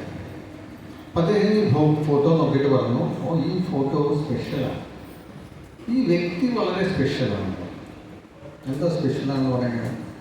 ഈ വ്യക്തിയിലൂടെ 4 സമ്പ്രദായത്തിലുള്ള ആചാര്യന്മാർ മുഴുവനും ഈ വ്യക്തിയിലൂടെ പ്രവർത്തിക്കുന്നുണ്ട്.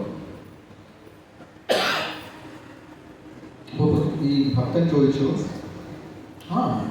അദ്ദേഹം ശില പ്രഭുപാദരുടെ ഡിസൈപ്പിളാണ്. അപ്പോൾ ഈ ലക്ഷണശാസ്ത്രം അറിയാവുന്ന വ്യക്തി പറഞ്ഞു, നീ കുറച്ചുകൂടി വലിയ ഫോട്ടോ തരുമോ എന്ന് ചോദിച്ചു. അപ്പം അദ്ദേഹം പറഞ്ഞു തരാം. അപ്പോൾ കുറച്ചുകൂടി വലിയൊരു ഫോട്ടോ കൊടുത്തു കഴിഞ്ഞപ്പോൾ അദ്ദേഹത്തിൻ്റെ കയ്യിൽ ഒരു ബോക്സൊക്കെ ഉണ്ടായിരുന്നു. അതിൽ നിന്ന് കുറേ നൂലൊക്കെ എടുത്തിട്ട് അദ്ദേഹം ഇങ്ങനെ ഈ ശില പ്രഭുപാദരുടെ ഓരോ ഫീച്ചറും ഇങ്ങനെ നോക്കി. കണ്ണിൻ്റെ വലിപ്പം, മൂക്കിന്ന് കണ്ണിൻ്റെ ഇടം വരെ വലിപ്പം, എല്ലാം കാതുകളുടെ വലിപ്പം എല്ലാം ഇങ്ങനെ ഒരു സൂക്ഷ്മമായിട്ട് ഇങ്ങനെ അനലൈസ് ചെയ്തു. എന്നിട്ട് പറഞ്ഞു, എൻ്റെ നിഗമനം തെറ്റിയില്ല. ഇദ്ദേഹം ഒരു സ്പെഷ്യലായിട്ടുള്ള ഒരു വ്യക്തിയാണ്. ഇദ്ദേഹം ആധ്യാത്മിക ലോകത്തുനിന്ന് വന്നത്. പക്ഷേ ഏറ്റവും ആശ്ചര്യകരമായിട്ടുള്ള വസ്തുത എന്താണെന്ന് വെച്ച് കഴിഞ്ഞാൽ, ഈ 4 സമ്പ്രദായത്തിലുള്ള ആചാര്യന്മാരും ഈ വ്യക്തിയിലുണ്ട്. അവരാണ് ഈ കൃഷ്ണബോധ പ്രസ്ഥാനത്തെ മുന്നോട്ട് നയിക്കുന്നത്. അപ്പോൾ അദ്ദേഹം പറഞ്ഞു, എനിക്ക് നിങ്ങളുടെ പ്രസ്ഥാനത്തിൽ ചേരണമെന്നുണ്ട്. പക്ഷേ ഞാൻ അടുത്ത ജന്മത്തിൽ ഞാൻ നിങ്ങളുടെ പ്രസ്ഥാനത്തിൽ ചേരാം. ഒരു ഭക്തൻ ചോദിക്കും, അതെന്താ അടുത്ത ജന്മത്തിൽ? ഈ ജന്മത്തിൽ ചേർന്നുകൂടെ? അപ്പോൾ പറയും, ഈ ജന്മത്തിൽ ഞാൻ ശിവനെ ആരാധിക്കുന്ന വ്യക്തിയാണ്. ഈ ജന്മത്തിൽ ഞാൻ മരിച്ചു കഴിയുമ്പോൾ എനിക്ക് പരമശിവൻ്റെ അടുത്ത് നിന്ന് പറയണം, എനിക്ക് ഒരു ജന്മം കൂടി തരണം. എന്തിനാണ്? അടുത്ത ജന്മത്തിൽ എനിക്ക് ഈ കൃഷ്ണബോധ പ്രസ്ഥാനത്തിൽ വന്ന് പങ്കുചേർന്നിട്ട് ധർമ്മത്തെ പ്രചരിപ്പിക്കണം. ഈ ധർമ്മത്തിനെ പ്രചരിപ്പിക്കാനായിട്ട് കൃഷ്ണബോധ പ്രസ്ഥാനത്തിൽ വന്ന് ചേരണം. അപ്പോൾ പ്രഭുപാദ ജീവിച്ചിരിക്കുമ്പോൾ മാത്രമല്ല, പ്രഭുപാദ നമ്മുടെ കൺമുന്നിൽ നിന്ന് മറഞ്ഞതിന് ശേഷവും ചില പ്രഭുപാദർ ഭക്തന്മാരെ ഈ പ്രസ്ഥാനത്തിലേക്ക് കൂട്ടിക്കൊണ്ടുവരാറുണ്ട്. ഇപ്പം നമ്മളെല്ലാവരും വന്നത് തന്നെ എങ്ങനെയാണ്? ചില പ്രഭുപാദരുടെ പുസ്തകങ്ങൾ വായിച്ചിട്ടാണ് അല്ലേ? ഒരു ഭക്തൻ വന്ന് പറഞ്ഞു, പക്ഷെ നമ്മുടെ കൺവിക്ഷൻ എങ്ങനെ കൂടിയത്? ഈ പുസ്തകങ്ങൾ വായിച്ചു കഴിഞ്ഞപ്പോൾ. ഇനി ചിലപ്പോൾ പുസ്തകങ്ങൾ വായിക്കണമെന്ന് പോലുമില്ല. ഒരു ഭക്തൻ മദ്രാസിൽ ചില പ്രഭുപാദരുടെ ഒരു വീഡിയോ, അവിടെ ഒരു, നിങ്ങൾ കേട്ടിട്ടുണ്ടോ? ധനഞ്ജയൻ എന്ന് പറഞ്ഞിട്ടൊരു ഡാൻസർ ഉണ്ടായിരുന്നു ചെന്നൈയിൽ. അദ്ദേഹവും അദ്ദേഹത്തിൻ്റെ വൈഫും ഡാൻസേഴ്സാണ്. അപ്പോൾ പ്രഭുപാദരുടെ ഒരു വീഡിയോ, 20 മിനിറ്റുള്ളൊരു വീഡിയോ ഈ ധനഞ്ജയനും അദ്ദേഹത്തിൻ്റെ വൈഫിനെയും കാണിച്ചു. അപ്പോൾ ഇത് കണ്ടു കഴിഞ്ഞപ്പോൾ ശില പ്രഭുപാദർ, ധനഞ്ജയൻ എന്ന് പറഞ്ഞു കഴിഞ്ഞാൽ അദ്ദേഹത്തിന് ഈ നാട്യശാസ്ത്രമൊക്കെ അറിയാം, ഭരതമുനിയുടെ. അപ്പോൾ ഭരതമുനിയുടെ നാട്യശാസ്ത്രത്തിൽ പ്രതിപാദിക്കുന്ന ഈ എന്താ പറയണം, ഭാവങ്ങളെ പറ്റി അവരെ കേട്ടിട്ടുണ്ട്. പക്ഷെ അവർ കണ്ടിട്ടില്ല ഓരോരോ ഭാവങ്ങളെ പറ്റി. ആരുണ്ട് ഡാൻസ് പഠിക്കുന്ന ആരെങ്കിലും ഉണ്ടെങ്കിൽ? ആരുമില്ല. അപ്പോൾ നാട്യശാസ്ത്രത്തിൽ പറയിപ്പിക്കുന്ന ഈ ഭാവങ്ങളെ പറ്റി അവർക്ക് ഒരു നോളജ് ഉണ്ട്. പക്ഷെ പ്രഭുപാദരുടെ ഈ ലെക്ചർ കണ്ടു കഴിഞ്ഞപ്പോൾ പ്രഭുപാദർ ഈ ലെക്ചറിൽ ചില സമയത്ത് ഭയങ്കര സന്തോഷത്തോടെ സംസാരിക്കുന്നു, ചില സമയത്ത് ചില പ്രഭുപാദർ വളരെ വിഷണ്ണനായിട്ട് സംസാരിക്കുന്നു. പക്ഷേ ഈ സംസാരിക്കുന്ന കൂട്ടത്തിൽ അദ്ദേഹം ചില ആംഗ്യങ്ങളും മുദ്രകളൊക്കെ കാണിക്കുന്നുണ്ട്. അപ്പോൾ ധനഞ്ജയൻ ഇത് കണ്ടിട്ട് പറയണം, ഞങ്ങൾ നാട്യശാസ്ത്രത്തിൽ ഇതിനെപ്പറ്റി എല്ലാം ഡിസ്കസ് ചെയ്യാറുണ്ട്, പക്ഷേ 20 മിനിറ്റ് കൊണ്ട് ഈ വ്യക്തി ശില പ്രഭുപാദർ ഞങ്ങൾ പറയുന്ന എല്ലാ ഭാവങ്ങളെയും അദ്ദേഹം കാണിച്ചു. അപ്പോൾ നമ്മൾ വിചാരിക്കും, ഇദ്ദേഹം ശില പ്രഭുപാദർ ഇതിനെപ്പറ്റി സംസാരിക്കുന്നത് ചിലപ്പോൾ രാധാകൃഷ്ണ തത്വത്തിനെ പറ്റിയോ അല്ലെങ്കിൽ ഗോപികമാരുടെ പ്രേമത്തിനെ പറ്റിയായിരിക്കും. ശില പ്രഭുപാദർ അതിൽ സംസാരിച്ചത് വളരെ നിസ്സാരമായിട്ടുള്ള കാര്യം. അദ്ദേഹം പറഞ്ഞത്, ഭക്തിയുത സേവനം ഏറ്റവും ഉത്കൃഷ്ടമാണ്. ഇതാണ് പ്രഭുപാദാനത്ത് പ്രതിപാദിച്ചത്. ഹരേ കൃഷ്ണ മഹാമന്ത്രം ജപിക്കുന്നതിൻ്റെ പ്രാധാന്യം. പക്ഷേ അത് പറയുമ്പോഴും ശ്രീ പ്രഭുപാദ ഭാവത്തിലാണ്, അല്ലേ? ഭാവം. ശ്രീ പ്രഭുപാദ കൃഷ്ണപ്രേമത്തിൽ മുഴുകിപ്പോയി അങ്ങനെ സംസാരിക്കുമ്പോൾ പോലും. എന്ത്? ഭക്തിയുത സേവനത്തിൻ്റെ പൂർണ്ണതയെ പറ്റിയും. ഭക്തിയുത സേവനം പൂർണ്ണമാണെന്ന് പറയാൻ വേറെ കാര്യങ്ങൾ കൂടിയുണ്ട്. ഫോർ എക്സാമ്പിൾ, നമ്മളെല്ലാവരും, നിങ്ങൾ ഈ ജ്ഞാനയോഗികൾ, അവരെന്തുകൊണ്ടാണ് അവർ, ഏത് ഉപകരണം കൊണ്ടാണ് അവർ ആ പ്രോസസ്സിൽ ഏർപ്പെടുന്നത്? ജ്ഞാനികൾ എന്താ ചെയ്യുന്നത്? ജ്ഞാനികളോ മെഡിറ്റേഷനോ? അവർ മനസ്സുകൊണ്ട് സ്പെക്കുലേറ്റ് ചെയ്യും. യോഗികളോ അവർ മെഡിറ്റേഷൻ ചെയ്യും. കർമ്മയോഗികളോ സെൻസസ് കൊണ്ട് അവർ കർമ്മം ചെയ്തിട്ട് അത് അർപ്പിക്കും, അല്ലേ? അപ്പോൾ ഭക്തിയുത സേവനം ചെയ്യുന്നവർ എല്ലാം, അപ്പോൾ അവർ സെൻസസ് കൊണ്ട്, ഇന്ദ്രിയങ്ങൾ കൊണ്ടും ചെയ്യും, മനസ്സുകൊണ്ടും ചെയ്യും, ശരീരം കൊണ്ടും. അതുകൊണ്ട് ഭക്തിയുത സേവനം പൂർണ്ണമാണെന്ന് പറയാനുള്ള കാരണം എന്താണെന്ന് വെച്ച് കഴിഞ്ഞാൽ, ഈ ജ്ഞാനയോഗികൾ ചെയ്യുന്നതും കർമ്മയോഗികൾ ചെയ്യുന്നതും ധ്യാനയോഗികൾ ചെയ്യുന്നതും ആ ഒറ്റപ്പെട്ട സംഭവങ്ങളെല്ലാം ഭക്തിയുത സേവനത്തിൽ വരുമ്പോൾ അതെല്ലാം ഉണ്ട്.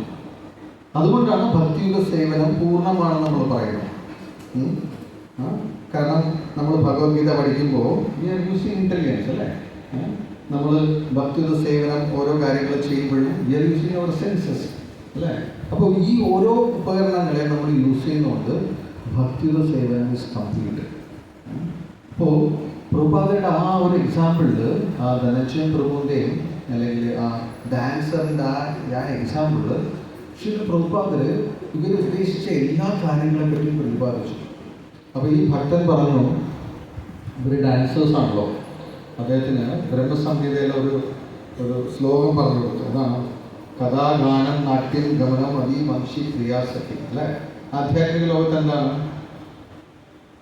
കഥ പറയണമെങ്കിലും അതെന്താണ്? അതൊരു കീർത്തനമാണ്, ഗാനം. നാട്യം ഗമനം നടക്കുന്നതോ അതും നടക്കുന്നത് പോലും അവിടെ എന്താണ്? അവിടെ ഒരു ഡാൻസാണ്. അപ്പോൾ ഈ ധനഞ്ജയൻ ഇദ്ദേഹം എന്തെന്ന് വെച്ച് കഴിഞ്ഞാൽ അദ്ദേഹത്തിൻ്റെ എല്ലാ ഡാൻസിന് മുന്നേ ഈ ശില പ്രഭുപാദരുടെ ആ ഒരു ഉണ്ടല്ലോ, കഥാഗാനം നാട്യം ഗമനം അതി വംശി ക്രിയാസരി, അത് പ്ലേ ചെയ്യുമായിരുന്നു.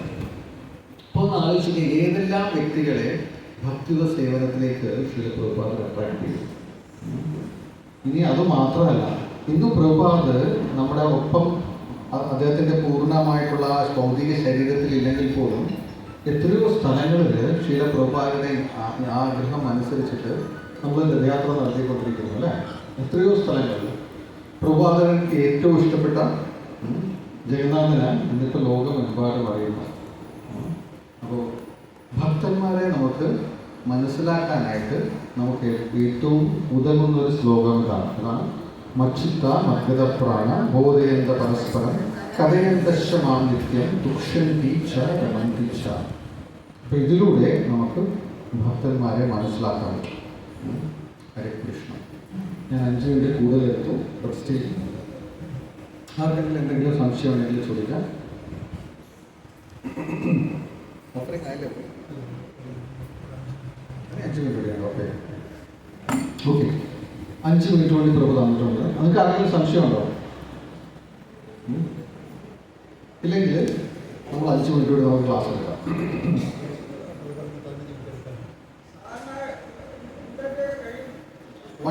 കഴിയുമോ? ആണോ? ഓക്കെ, താങ്ക് യു പ്രഭു. ഓക്കെ, ആദ്യം ആരെങ്കിലും സംശയങ്ങളൊന്നും ഇല്ലെങ്കിൽ നമുക്ക് ക്ലാസ് കുറച്ചുകൂടി എക്സ്റ്റെൻഡ് ചെയ്യാം. ആർക്കും സംശയമില്ല. അപ്പോൾ ശ്രീമദ് ഭാഗവതം നമ്മൾ ശ്രദ്ധിച്ചു കഴിഞ്ഞാൽ ഈ ശ്രീമദ് ഭാഗവതം മുഴുവനും ഈ ഒരു സംഭവം നമുക്ക് ദർശിക്കാൻ പറ്റും. ഏതാണ്? മച്ചിത്ത മദ്ഗത പ്രാണ ബോധയന്ത പരസ്പരം. ഫസ്റ്റ് എക്സാമ്പിൾ ഒന്ന് ആലോചിച്ച് നോക്കിയേ. ഏറ്റവും ആദ്യത്തെ എക്സാമ്പിൾ നമുക്ക് ഭാഗവതം നോക്കിയാൽ കാണാൻ പറ്റും. എന്താണ് ആദ്യത്തെ എക്സാമ്പിൾ? പരീക്ഷിത് മഹാരാജാണ്. ഈ പരീക്ഷിത് മഹാരാജാവിന് കൃഷ്ണന്റെ കഥകളൊന്നും അറിയില്ലായിരുന്നു. എന്ത് തോന്നുന്നു? പരീക്ഷിത് മഹാരാജ് ജനിച്ചപ്പോൾ മൊബൈൽ ഫോണായിട്ടിരിക്കുകയായിരുന്നു, വാട്സപ്പ് ചെയ്തതും ഗെയിംസൊക്കെ കളിച്ചിരിക്കുക. എന്തായിരുന്നു അദ്ദേഹം ചെയ്തിരുന്നത്? കുട്ടികൾക്ക് പറയാൻ പറ്റില്ല. എന്തായിരുന്നു പരീക്ഷിത് മഹാരാജ് ചെയ്ത? കേട്ടില്ല. ഒന്ന് ആലോചിച്ച് നോക്കണം. പരീക്ഷിത് മഹാരാജനെ മാത്രം കൃഷ്ണൻ രക്ഷിച്ചു അല്ലേ? സുഭദ്രയുടെ കുട്ടി ഉണ്ടായിരുന്നു, അവരൊന്ന് രക്ഷിച്ചു. പരീക്ഷിത്തിനെ എന്തിനാ രക്ഷിച്ചത്? സ്വന്തം സഹോദരിയാണ് അല്ലേ? സഹോദരിയുടെ പുത്രനെ രക്ഷിച്ചില്ല, പരീക്ഷിത്തിനെ രക്ഷിക്കാൻ എന്താ കാര്യം? എന്തുകൊണ്ടായിരിക്കും കാരണം? പരീക്ഷിത് ഭക്തനായിരുന്നു അല്ലേ? ഗർഭസ്ഥ അവസ്ഥയിൽ വെച്ച് തന്നെ ഭഗവാൻ ദർശനം കൊടുത്തു. ആർക്കും അങ്ങനെ ഭാഗ്യം കിട്ടണം അല്ലേ? അങ്ങനെയുള്ള പരീക്ഷത്തിൽ പുറത്തു വന്ന ഉടനെ അദ്ദേഹം നോക്കുന്നത് ഭഗവാൻ എവിടെയാണ്. അപ്പോ അദ്ദേഹം ചെറുപ്പത്തില് ബാല്യകാലം മുഴുവനും അദ്ദേഹം ഭഗവാന്റെ കഥകളാണ് കേട്ടുകൊണ്ടിരുന്നത്. പരീക്ഷത്തിന് അറിയാൻ വയ്യാത്തതല്ല ഭഗവാന്റെ കഥകളും ലീലകളല്ല. പക്ഷേ ശുദ്ധബ്രഹ്മത്തിന് ശുദ്ധദേവ് ഗോസ്വാമിനെ കണ്ടു കഴിഞ്ഞപ്പോൾ പരീക്ഷത്ത് എന്താ ചോദിക്കുന്നത്? എനിക്ക് ഭഗവാനെ പറ്റി പറഞ്ഞു തരാനാണ്, ഭഗവാന്റെ ലീലകൾ പറഞ്ഞു തരാനാണ് അല്ലേ? തുഷ്യന്തീച്ച രമന്തീച്ച. അല്ലെങ്കിൽ വിതുരരും മൈത്രേയനുമായിട്ട് കാണുമ്പോൾ, വിതുരര് മൈത്രേയ മഹർഷിനെ കാണത്തില്ലേ? ആ സമയത്ത് നിങ്ങൾ ശ്രദ്ധിച്ചോ, വിതുരര് താമസിച്ചിരുന്ന സമയത്ത് വിതുരർക്ക് ഭഗവാനെ പറ്റി എല്ലാം അറിയാം. പക്ഷെ എന്നിരുന്നാൽ തന്നെ അന്ന് കാലത്ത് ശ്രീമദ് ഭാഗവതം പുരാണങ്ങളെല്ലാം അവൈലബിൾ ആയിരുന്നു, അവരെല്ലാം എന്താണ്, പക്ഷെ സംക്ഷിപ്ത രൂപമായിരുന്നു. അപ്പോൾ വിതുരനും മൈത്രേയനും സംസാരിക്കുമ്പോൾ അവർ സംസാരിക്കുന്നത് എന്താണ്? ഭഗവാന്റെ കാര്യമാണ്. ഇപ്പോൾ ശ്രീമദ് ഭാഗവത്തിൽ നമ്മൾ ശ്രദ്ധിച്ചു കഴിഞ്ഞ് കഴിഞ്ഞാൽ ഓരോ കാൻഡോയിലും ഓരോ സ്കന്ധങ്ങളിലും ഭഗവാനും ഭഗവാന്റെ ഭക്തന്മാരും തമ്മിൽ ഭഗവാന്റെ കാര്യങ്ങളാണ് സംസാരിക്കുന്നത്. അപ്പോൾ ഇതിനേക്കാൾ ഹയറായിട്ടൊരു സംഭവം ഇല്ല എന്നാണ് പറയുന്നത്. നമ്മൾ പ്രചേതസ്സുകളുടെ കഥ നോക്കിക്കഴിഞ്ഞാൽ നമുക്ക് മനസ്സിലാവും. പ്രചേതസ്സുകൾ ഭഗവാനെ കണ്ടു കഴിയുമ്പോൾ പ്രചേതസ് പറയുന്നത് എന്താ? ഭഗവാനെ അങ്ങേ കണ്ടല്ലോ, പ്ലീസ് ഞങ്ങളെ ഇനി ഗോലോക വൃന്ദാവനത്തിലേക്ക് കൊണ്ടുപോകും, അല്ലെങ്കിൽ വൈകുണ്ഠത്തിലേക്ക് കൊണ്ടുപോകും. അതാണോ പറഞ്ഞത്? പിന്നെന്താ പറഞ്ഞത്? ഭക്തന്മാരുടെ സംസർഗം വേണമെന്നാണ് പറയുന്നത്. അപ്പോൾ ഭാഗവതം മുഴുവനും നോക്കിക്കഴിഞ്ഞു കഴിഞ്ഞാൽ നമുക്ക് മനസ്സിലാക്കാൻ പറ്റുന്ന ഒരു സംഭവം എന്ന് പറഞ്ഞു കഴിഞ്ഞാൽ ഭക്തന്മാർക്ക് ഏറ്റവും കൂടുതൽ ആനന്ദം നൽകുന്നത് എപ്പോഴാണ്? രണ്ട് ഭക്തന്മാർ ഒരുമിച്ച് വരുമ്പോഴാണ്. അവർ തമ്മിൽ സംസാരിക്കുമ്പോൾ അതൊരു സ്പെഷ്യൽ സുഖമാണ്. പണ്ട് ശ്രീല പ്രഭുപാദർ എൻ്റെ പ്രീച്ചിങ് എല്ലാം കഴിഞ്ഞിട്ട് ലോകം മുഴുവനും പ്രഭുപാദ സഞ്ചരിച്ചതിന് ശേഷം അദ്ദേഹം തിരിച്ച് വന്ന സമയത്ത് അദ്ദേഹത്തിൻ്റെ തന്നെ ഗോഡ് ബ്രദറായിരുന്ന ശ്രീധർ മഹാരാജാവ്, പ്രഭുപാദർ ശ്രീധർ മഹാരാജാവിനെ തൻ്റെ ഒരു ശിക്ഷാ ഗുരുവിനെ പോലെ കണ്ടിരുന്നു. അപ്പോൾ ഇവർ സംസാരിക്കുന്ന കേൾക്കാനായിട്ട് ഭക്തന്മാർ വന്നിരിക്കും, എന്താ ഇവർ സംസാരിക്കുന്നത് പറയാനായിട്ട്. അവർ എൻഗേജ് ചെയ്യുന്ന സംസാരം മുഴുവൻ എന്താണ്? ഭക്തി സിദ്ധാന്ത സരസ്വതി ഠാക്കൂറിനെ പറ്റിയാണ്. അപ്പോൾ പ്രഭാതൻ ഒരിക്കലും ചോദിച്ചു ശ്രീധർ മഹാരാജനോട്, ഇസ്കോൺ അങ്ങനെ എന്ത് തോന്നുന്നു? ഇസ്കോൺ എന്ന പേര് കേട്ടിട്ട് രസമുണ്ടോ അതിൽ? ഇസ്കോൺ കൃഷ്ണ ഭക്തി രസഭാവിതാമതി. പ്രഭാതിക്ക് ആ വാക്ക് കിട്ടിയത് ശ്രീല രൂപഗോസ്വാമിയുടെ കൃഷ്ണ ഭക്തി രസഭാവിതാമതി എന്ന് പറയുന്ന പേരാണ്. അപ്പോൾ ശ്രീധർ മഹാരാജ് പറഞ്ഞു വണ്ടർഫുൾ, വളരെ സുഖം തോന്നുന്നു. എന്താണ് ഈ കൃഷ്ണ കോൺഷ്യസ്നെസ് എന്ന് ശ്രീല പ്രഭാത പേരിട്ടപ്പോൾ. അപ്പോൾ ശ്രീല പ്രഭാതർ പറഞ്ഞു ഇത് എനിക്ക് കിട്ടിയ ഇൻസ്പിറേഷൻ രൂപഗോസ്വാമിയുടെ റൈറ്റിങ്സാണ്. കൃഷ്ണ ഭക്തി രസഭാവിതാമതി. ആർക്കറിയാം ശ്ലോകം ഫുൾ? നമുക്ക് കൃഷ്ണൻ്റെ ഭക്തി കിട്ടാനായിട്ട് നമ്മൾ വളരെയധികം നമുക്ക് ഗ്രീഡ് ഉണ്ടാവണം, ലോഭം ഉണ്ടാവണം. അതിൻ്റെ മൂല്യമേഖല, തത്വമൂല്യമേഖല ജന്മകൂടി നമ്മൾ ശ്രമിച്ചാൽ കിട്ടില്ലെങ്കിലും അതിൻ്റെ ഏകമായ മൂല്യം എന്താണ്? നമ്മൾ വളരെയധികം നമുക്ക് ലോഭം വേണം. പൊതുവെ ലോഭം എന്ന് പറയുമ്പോൾ നമ്മൾ വിചാരിക്കും ഗ്രീഡ് ഈസ് വെരി ബാഡ് എന്ന് പറയുന്നത്, ലോഭം മോശമാണ്.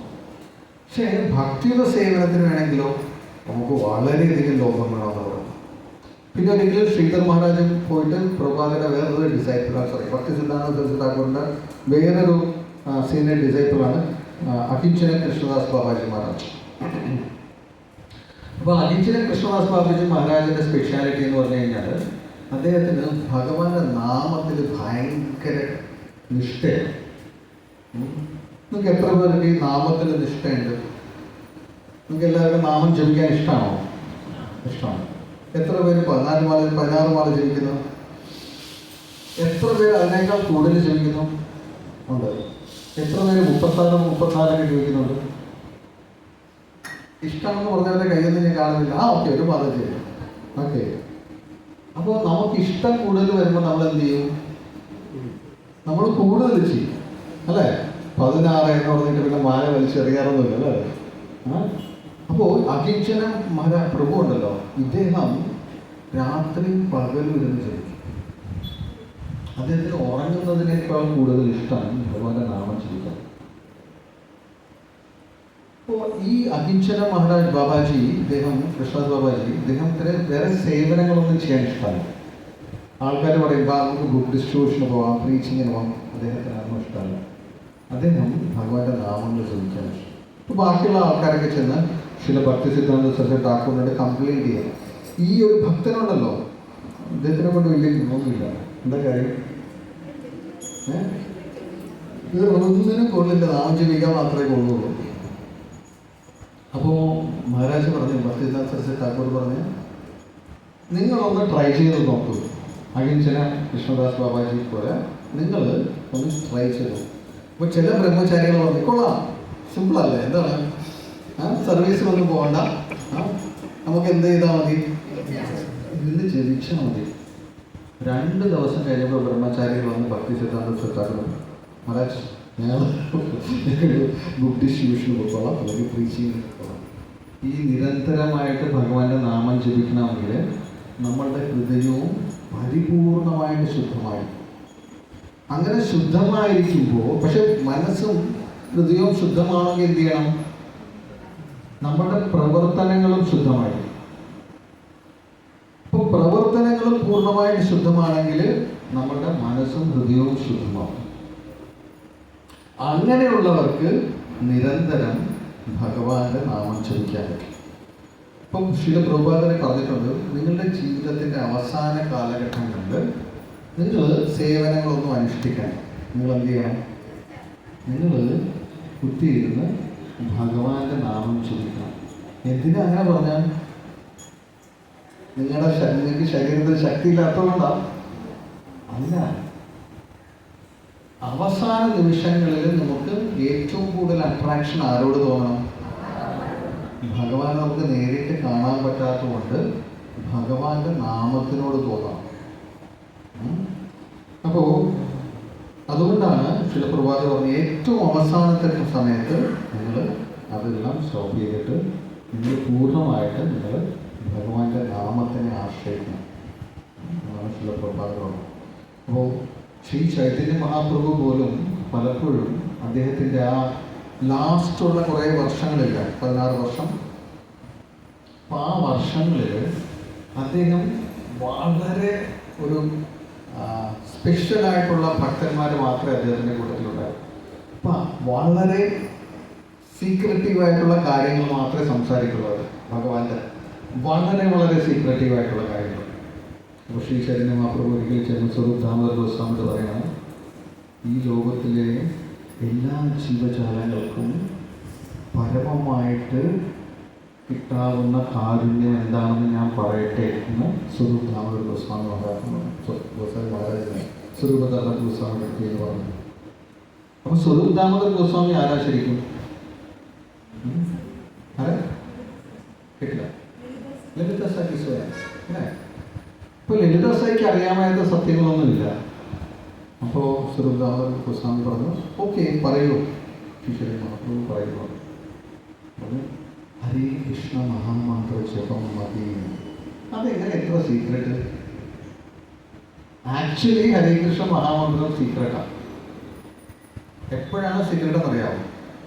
നമ്മൾ വെറുതെ ജപിക്കുമ്പോൾ അത് നമുക്ക് അതിന് എഫക്റ്റ് ഒന്നും തോന്നത്തില്ല. പക്ഷേ ഹരേ കൃഷ്ണ മഹാമന്ത്രം ഭഗവാനുമായിട്ട് വ്യത്യാസമല്ല എന്ന് മനസ്സിലാക്കുന്നത് വരെ അത് സീക്രട്ട്. ഏതൊരു വ്യക്തിക്ക് അത് മനസ്സിലാകുന്നു, ഹരേ കൃഷ്ണ മഹാമന്ത്ര ജപം ഭഗവാനുമായിട്ട് വ്യത്യാസമല്ല എന്ന് മനസ്സിലാക്കുന്നു, അപ്പോഴാണ് നമുക്ക് അത് സീക്രട്ട് അല്ലാതാവുന്നത്. അല്ലെങ്കിൽ ഹരേ കൃഷ്ണ മഹാമന്ത്രം ഇപ്പോഴൊരു സീക്രട്ട്.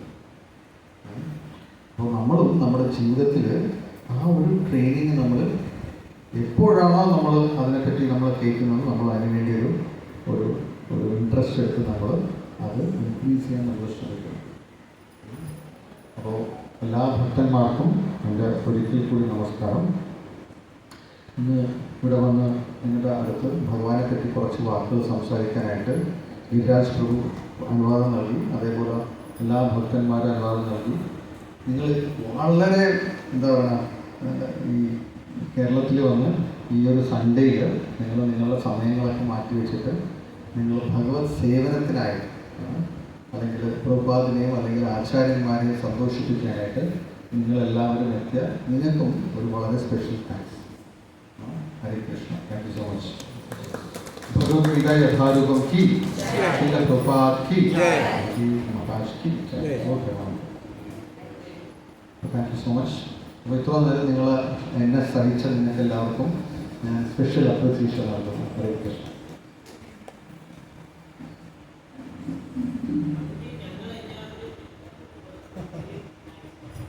ഹരേ കൃഷ്ണ. താങ്ക് യു പറഞ്ഞു. ഹരേ കൃഷ്ണ.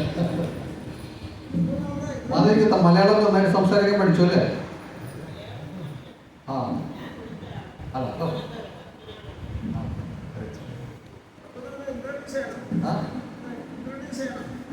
എന്നെ ഇൻട്രൊഡ്യൂസ് ചെയ്തല്ലോ പ്രഭു. ആരാ ഇൻട്രൊഡ്യൂസ് ചെയ്തത്? ആ പ്രഭു ഓൾറെഡി കേട്ടില്ല. അത്രയേ ഉള്ളൂ പ്രഭു, വേറെ ഒന്നും. ഓക്കെ. ആ പ്രഭു, എൻ്റെ സ്ഥലം വന്നിട്ട് ചേർത്തലാണ്, ആലപ്പുഴ. പക്ഷെ ഞാൻ സെറ്റിൽ ചെയ്തിരിക്കുന്നത് സൗത്ത് വൃന്ദാവനാണ്, തൃശ്ശൂർ. പിന്നെ വൈഫിൻ്റെ സ്ഥലം വന്നിട്ട് നെടുമങ്ങാടാണ്. അപ്പോൾ നമ്മൾ വന്നു കഴിഞ്ഞാൽ നമ്മളിങ്ങനെ ഓടി നടക്കും, ചേർത്തല, തൃശ്ശൂർ,